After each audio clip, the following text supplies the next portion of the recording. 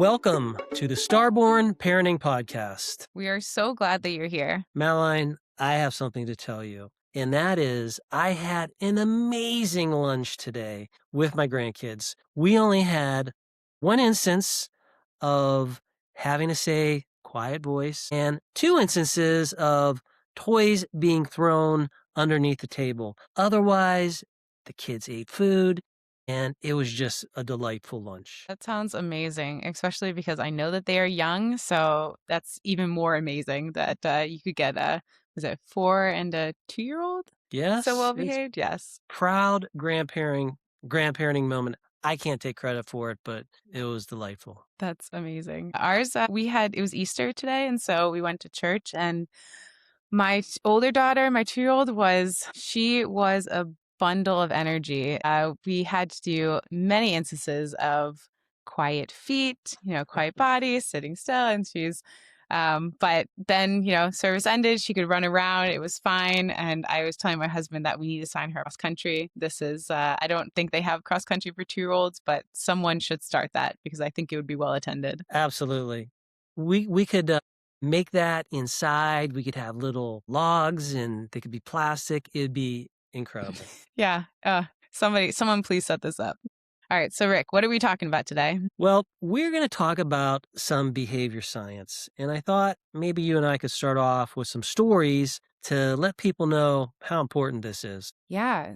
So my daughter, she just turned 2, and we did a couple attempts at potty training before we were successful. And the first attempt, I was a little overly confident as a BCBA myself. I was like, we're just gonna go for it. And we had done some elimination training beforehand, so where they just kind of get comfortable using the potty.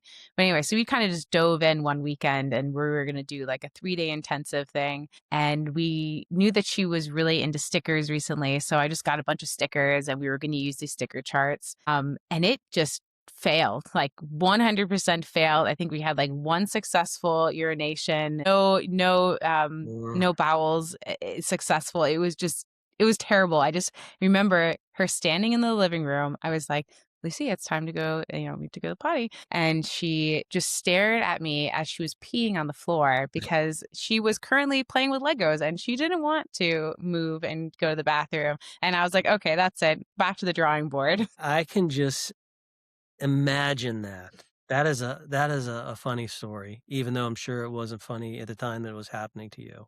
By Yeah. the way, for our audience that's listening, CBA stands for Board Certified Behavior Analyst. Adeline, you're a BCBA, I'm a BCBA, and it basically means we have a certificate where we can practice behavior science. And your story, I have been in the field longer than you have, and in fact, I started. It's going to date myself way back in the 80s, but I was in grad school in the 90s when I was really starting to understand the science. And when my children were children, I can remember very clearly when we were at a sister-in-law's home, and it was like maybe 9 o'clock, and it was time to go home. And my son at the time was playing with his cousin, having just a great time. I'm like, hey, it's after giving him a couple warnings, it's time to go home. And when he saw that I was serious about it, went into a completely full blown rant. And there were other parents there. I became embarrassed. And at times like that, you question yourself. And I really questioned myself because I was in grad school. I did my bachelor's degree and learned all about this thing called behavior science. Then I did my master's degree, and I was learning all these techniques, but yet my child at that time, I didn't know what to do. Well, maybe I knew what to do. I just didn't do what I should have done. Like, it's one thing to know about something, but it's quite another thing to actually have the skill to do it in the moment. But it could be, depending on what your situation is, you might not know what to do and you might not have the skill to do it. So those are definitely two issues. But we share these stories because one of the foundational concepts in this thing called behavior science is called a reward. And a reward essentially means someone does something, it's followed by some kind of event, which could be getting a something that's positive. It could be, and that positive thing could be attention. That positive thing could be a treat. Whatever it is, what happens is in that specific circumstance, in the future, in those similar conditions, that behavior is going to happen again. Mm-hmm. And this is behavior science we're talking about, which Yeah. means if you understand the conditions under which behavior occurs, you now know something about behavior. And that might seem like a small thing, but it's really a significant impact. And talking about behavior science, this thing that both you and I studied, it is indeed a science. And depending on what you look at as it's starting, like the contemporary science started in, let's just give it 1938, which was this book that was published by this guy named B.F. Skinner. And ever since then, it started off where people were working with animals, and then it worked its way to humans. And now, as you and I talk, there are, I don't know, there's got to be over 1 million studies. And I don't know how big that number is, but all of these scientific studies show that this science is legit.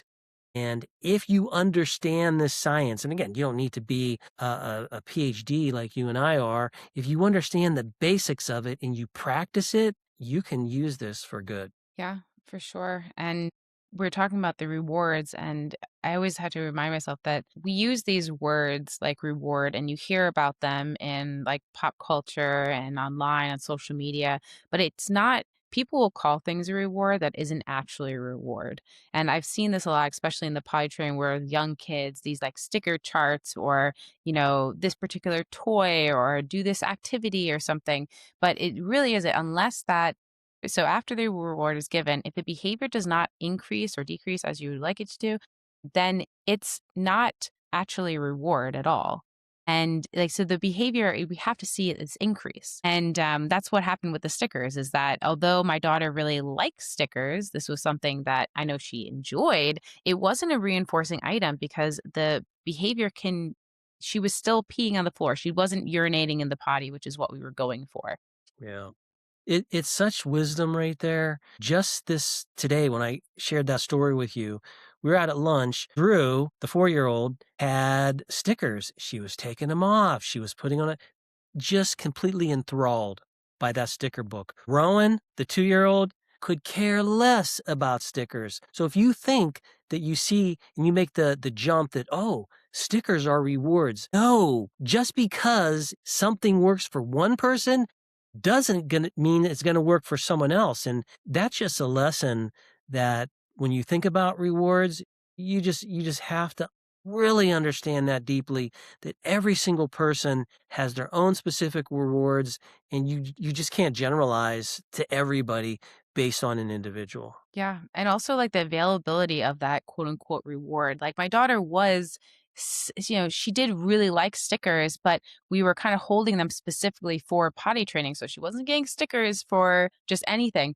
But then every time we'd go to Trader Joe's, they give her, like, 50,000 stickers. Like, they just, like, giant rolls of stickers, and so after a couple times, it's like, okay, it's like all she has to do is, go to Trader Joe's, and she has her sticker allotment for the week, and, like, who cares if I have your sticker for going pee-pee on the potty? Like, it's yeah, Yeah. so that's the other thing. It's like, how available are these stickers? How available are these, rewards or items? Does she get them for everything? Are they specific for the one behavior that you're looking for? These are the things you kind of have to think about when you're building, thinking about changing behaviors. Kids are just, when you look at them, they are very straightforward reward seeking machines. Mhm, You'll mhm. know very quickly what do they want, and they're seeking rewards. And if you think about attention, how many parents out there have had a kid that have done things for attention? And the thing about attention is, okay, people aren't going to be surprised by us saying this, like, oh, what, kids do things because, they make funny faces or they make weird noises or they do something silly because they want your attention, or they do something good. They want your approval, which is your attention. But what about when kids do things that we really don't like to see? but yet it can be for attention. Just because someone does something, it doesn't mean what they're doing, that reward that they're getting, necessarily is good. I'm using air quotes here. That good Mhm. thing really is good for who? It's good for this child. If you're in the uh, store, or you mentioned you were in church, and all of a sudden the child yells something in your ear to get your attention, that could be really embarrassing for you as the parent, but the child, they want attention. They're not looking at this social construct that we call, a gathering. They're looking at, is this working? Am I getting a reward? And that's what they want, and they're going to go for it. Yep. Yeah, 100%. And parents do a lot of things that end up being rewarding to their child and increasing behavior without realizing it. Like you said, like if a child yells and, the parents are removing them or something, it is children find their ways of getting what they want, and we have to be very careful by analyzing their behavior to help figure out what that is. Yeah. That's the thing with rewards and understanding behavior. By us identifying that kids, teenagers, adults, that we do things for rewards, that's just uncovering science. It is, for some people, I've noticed when you have these conversations, some people can get a little bit uncomfortable about it because they're like, wait a minute, if you understand why someone's doing something, then they think like, oh, you're going to manipulate kids and you're going to do things. We're naturally going to provide attention, and we're naturally going to give kids a cookie or whatever. You're not in your heads thinking like, oh, doing this math problem, like, oh, this kid's doing this, I'm going to do this. Life just doesn't work that way. And like things happen so quickly. Nobody has this script going on in their head and being like, oh, this is happening, that's happening. But understanding rewards is critically important to understanding, how do we change behavior? When we talk about change behavior, we're talking about using these rewards so that we can get more positive behavior. And if there's something happening, like if kids learn some way of getting attention that you as a parent don't approve of, and believe me, there's a lot of things kids can do. Any kids, if you have, again, depending on when's the first time you hear the kid use the F word, that seems to be a lot of kids have done that. I don't know if that's a rite of passage, but certainly if kids are around that and they say it, that's going to get a parent's attention like that. Hmm. Yeah, and it's like parents, the way you were talking about the fact that parents, they aren't calculating. We're not like robots trying to deliver these reinforcements just so. It's like if you're listening to this podcast and if you're a parent of children, you love your child, and if they do something, you're automatically gonna like reward them or praise them or give them something. Like that's what parents love to do. It's like we want to increase behavior that we want to see and decrease behavior that we don't want to see. And we already do these rewards or praise. And so our strategies are just trying to teach parents when to deliver those reinforcements to help increase behaviors as we want or to decrease behaviors depending on, the strategy. That's you know, that's they do this stuff automatically. It's Yeah. instinctual, but we have to kind of shape that behavior and to really be most effective. Right. Well, now that we've talked a little bit about rewards, the to kind of go back into my story with the potty training. So the stickers was a fail, obviously. So we Mhm. went back to the drawing board and it was like, okay, this is obviously not a reinforcing item.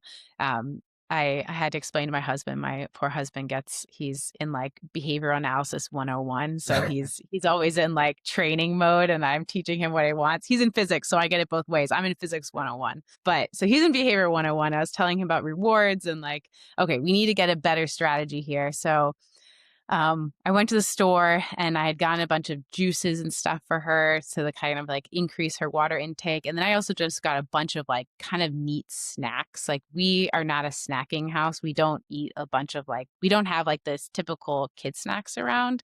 So I got like these like little bunnies, like little graham cracker bunnies and some other like little things to try. And she latched onto the bunnies. She thought they were so cute and so cool.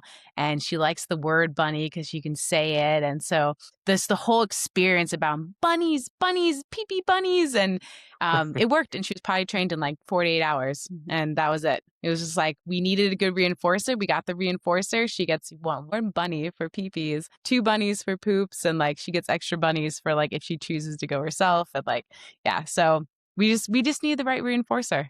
And it's just the beauty of reinforcement Well, and rewards. Yeah. yes. We are, as we keep talking, the audience is going to notice that we switch sometimes back and forth using the word reinforcement, positive reinforcement. Essentially, that's the same thing as rewards, but the language that we use, we're going to try and keep it very parent friendly, because when you start talking about positive and negative reinforcement, it gets confusing very quickly. But what you just shared is a remarkable story, and it shows that you love your children and you are using this behavior science to help your child, to nurture them. And frankly, I get a little emotional when I hear these kinds of stories, because I I like you, I love my children, I love my grandchildren, and I want them to experience life in a wonderful way. I want them to be able to learn things quickly. And a lot of times when people think about rewards and they think about behavior science, they think about punishment, which we'll talk about in future episodes, and doing things to drive behavior down. But this is the positive side, using rewards, being clever about it, and looking at what helps the child learn whatever it is they're learning so that they can keep moving on in life and keep doing well and keep enjoying all of the good things that happen as you become more independent. Hmm. Yeah, but there are some things that we have to keep in mind with rewards. There's like kind of a strategy on how we use rewards. And one of the things is that we want to deliver it right away. And when my child, when she goes pee pee in the potty, I deliver that bunny immediately after she pee pees. And I tell her that, good job pee peeing in the potty, here's your bunny. And so we connect the behavior to the reward itself. And there's some other things that we want to keep in mind too, Rick. What are they? With rewards, Yes. number one, the reward should be delivered immediately after the behavior. Yep. Mm-hmm. Yep. And making sure that it's something that the kids really care about, that matters to them. So it's not just, the stickers fail, bunnies, huge success.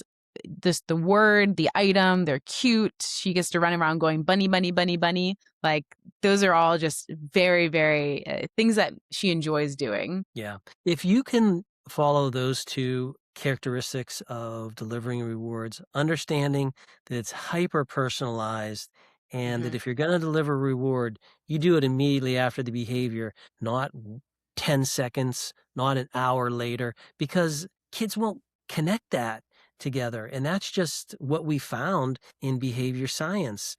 And those two things are super important to being able to use rewards. With this, as we're talking about rewards, I do want to warn people who, if you're like, oh wow, there seems to be something behind this rewards, and you want to learn more about it, be very cautious of a lot of the pop psych people out there, influencers who are out there who, because there's a lot of trash talk out there about rewards. And people have very confusing ideas about what rewards are. And I personally think the reason why this happens is because behavior science, like I started learning behavior science as an undergrad. Then I got a master's degree. Then I practiced for several years.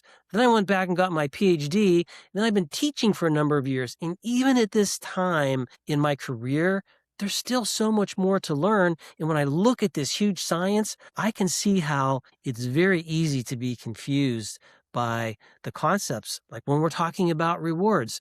And with these rewards, I would just caution people that when they listen, like you talked earlier about how rewards are very different for different children. And I just heard an influencer, I was listening to her because, of course, When I go on my social media, the algorithm gets what I'm interested in, and I'm very interested in parenting. And this influencer was talking about, you know what? Rewards, you need to be really careful about them because if it's not internally rewarding and the kid really isn't into it, that reward's not gonna work.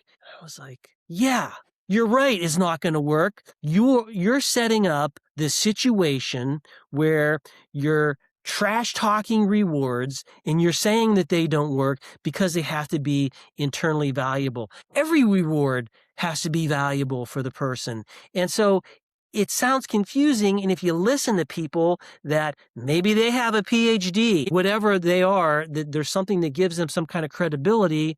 And this is a science that if you don't understand the basics of it, you could run across people that are just giving very tragically misguided evidence. Yeah, well, because it comes down to the concept of personalization. Like, just because something's reinforcing to one person or a reward for one person doesn't mean that it's a reward for somebody else. Like, I mean, I've worked with some kids where they just want to watch videos of trains. Like, Yeah. that's it. And they will do anything to watch a video of a train. But if I give them a sticker, they will be like, just drop it on the floor. They don't care. Or if like these bunnies are super rewards for my daughter, but they could not matter at all to somebody else. And in a couple years, if I give her a bunny for something, she'll probably be like, "Mom, what are you doing? Like, what is this bunny?" But for her at this time, in this moment, it's super rewarding. And, so when people say like, "Oh, I tried this, and it wasn't rewarding, so therefore rewards don't work," it's like, no, it's because it's just not a reward for that one kid. Yeah. And so it's like you just have to find the thing that works for everyone because everybody is reinforcers. Everyone can have a reward. Like is everybody has something that if you give it to them, that will increase their behavior. Yeah. And that's the key. The fundamental premise of a reward is that it increases behavior in the future.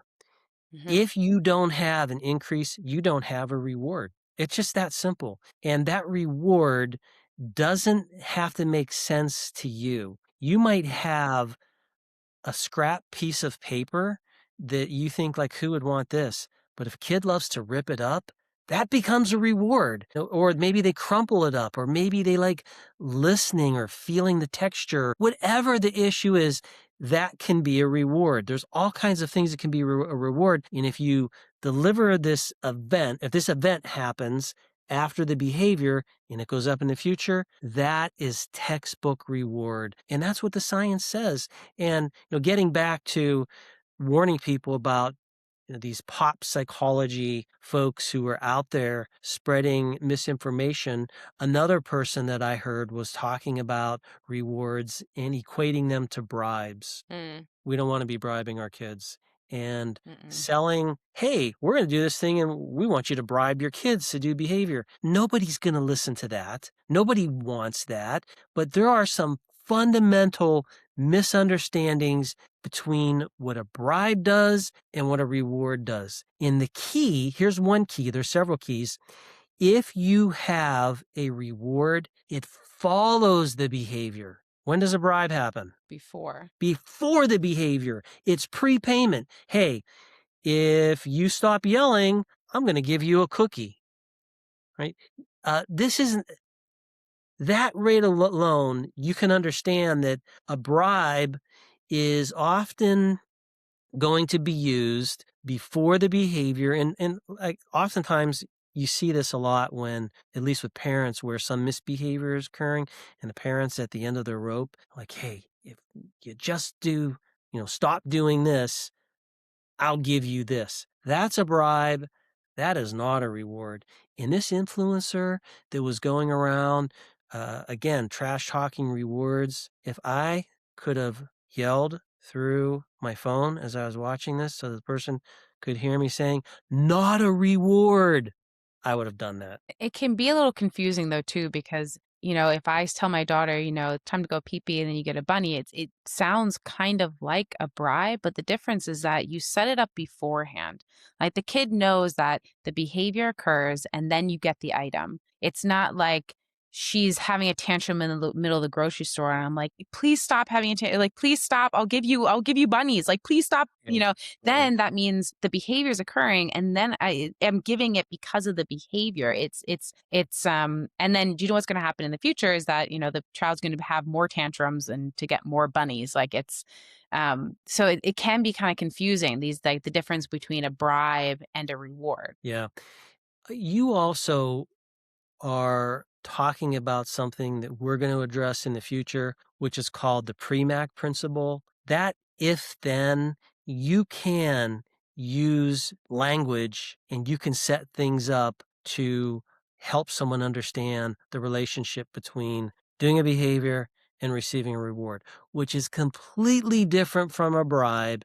And again, that's something that we'll talk about later, but this is the beauty of rewards in behavior science. We have learned so much about why people do things. We don't know all of it. And in fact, if you were going to say how much we know, we're babies on the scene in science. If you look at physics, if you look at biology, these mature fields have been around for a very long time and have had people doing experiments for an incredibly long time. If we go back to 1938, that's not as much time. That's what in 2028, that would be 90 years. So what is that? It's 2026. So 88 years essentially, if my math is right. That's a baby when it comes to science, but we know a lot, but there's so much more we can learn. And for people that want to be kind, for people that want to be compassionate, there is a way to use these rewards so that you're not punishing, you're not bribing, you're not doing these things that you don't want to do, that you don't feel good about doing. You learn these skills and you use these to help your child in whatever way that you see fit as the parent. Mhm. Yeah, it's one of the really foundational principles of behavior analysis is the concept of rewards, and it's the first of many skills that we want to share with you on this podcast is this concept of rewards, and we'll go into more depth about rewards in other episodes, and we'll continue to share these tidbits of information. As Rick said, we've been in this field for a very long time. We have experience with our own kids, with kids that we've worked with, and we're not. There's no gatekeeping here. We're telling it all. We're giving all the resources to hopefully make you a better parent and the parent that you want to be and the parent that you can be. Yeah. Well, let's do a quick recap. Let's explain the reward recipe. And people who've heard about this for the first time, it's just helpful that we keep talking about this. And in fact, what we're going to do after each podcast is have giveaways. And if you go to our show notes or if you go to the website, there will be pieces of information that you want to put up on your refrigerator or there's different kinds of pieces of information that we can help. So let's recap. What are some really important components of being able to deliver rewards? What would you say is number one? Number one, I would say, is that it has to be personalized. We want this item to be a reward for your child, which means that increases your child's behavior, not somebody else's child's behavior. So you want to find something, an item or an attention or something that your child really, really enjoys to the fact that it's actually going to increase that behavior that you want to see. Yeah. I would say, and with that, one other thing, just because you discover something that works, it's not going to work forever. I mean, you pointed Hmm. this out, but that forever, if we think about the stickers, like, sure, it seems obvious that a 2-year-old isn't going to respond the same way a 17-year-old is going to respond. 17-year-olds probably don't want stickers. Maybe I'm going out on a limb here. But that is likely true. However, that 2-year-old, if you give them stickers for like 2 days straight or even a day, they might not even want it after that short period of time.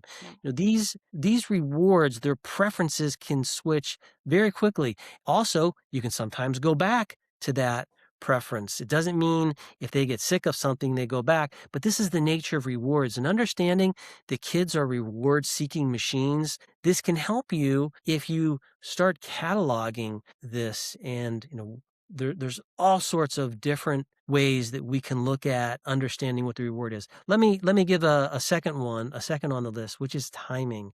As we said before, child does some behavior. Having that reward delivered immediately is critical. When people start becoming cognizant of rewards and they want to use it and they want to develop their skill better. I mean, people are already doing this already, but what we're showing them and talking about is here's how you can do this better. Delivering it immediately is a key indicator if this thing's going to work, because 2, 3, 4, the longer the delay is, it's just the research shows it's not going to work. So let's go back to the very beginning with uh, working with pigeons. A lot of people started off understanding, does this science even work? And rather than deconstruct working with humans and saying, hey, I think humans do this. No, this science was started by, let's get some animals and see, can we even find any principles?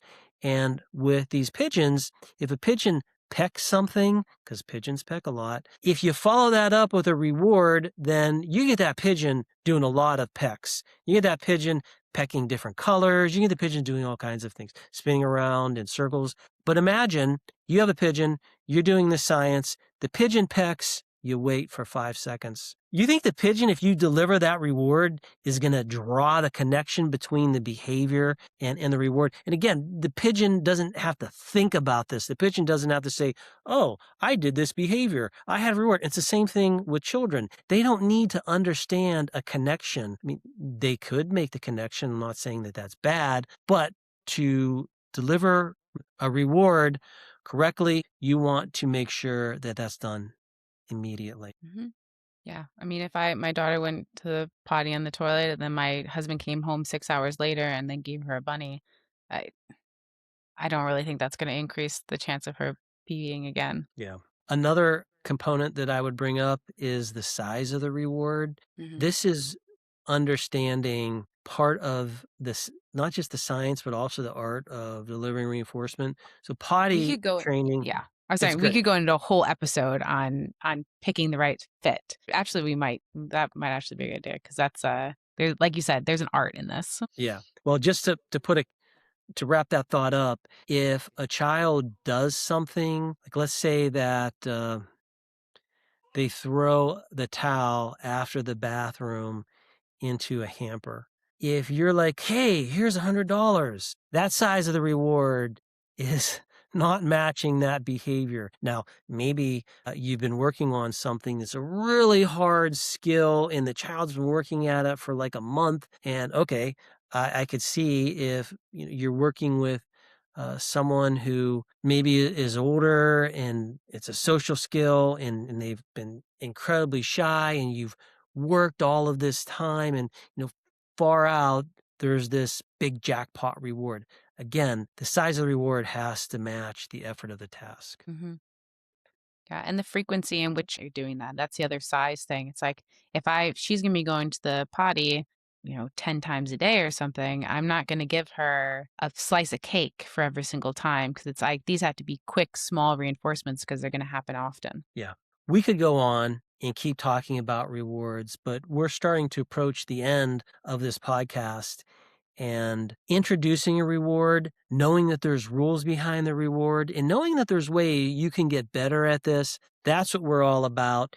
And if you look in the show notes, we will share several resources for you so that you can begin this journey if you're not already on it. And that's something that to this day, I still work on trying to become a better human. And a lot of that deals with how do you deliver rewards in an effective way? Yep, sounds good. And if you found that this episode was helpful, click subscribe in your podcast feed so you don't miss the next week's episode. Yes, we will be coming at you every week. Also, be a good friend. Tell others. This is information that will help you, will help your friends, and you could be the hero by sharing this content.